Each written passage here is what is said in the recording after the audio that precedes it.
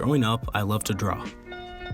My parents put me in a bunch of art camps that I really enjoyed, and I eventually started drawing on my own.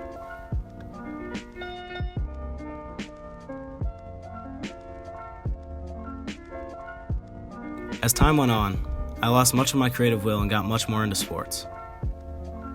I played baseball and followed the MLB very closely. By the time I was 13, baseball was the biggest thing in my life. All of my friends were on the team, so I was constantly surrounded by the sport. My dad and I would always go to White Sox games, and we would make sure to get there early just so we could catch batting practice.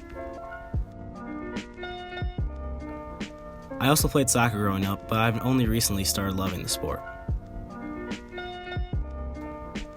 At home, I would always see my three sisters that I look up to, writing and drawing and playing instruments, and I was always very impressed with how creative they were. I would think back to when I would draw, and I would remember that I was once this creative too, even though at the time I had lost all my creativity.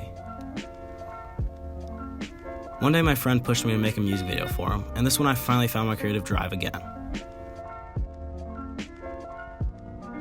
Even though I now look at my first video and laugh, shooting and editing that first video really taught me that every shot you take has many meanings, and every shot you take has many possibilities, which helps me now be able to better capture emotions on film. Ultimately, I've moved on from making music videos and focus more on films and cinematography now.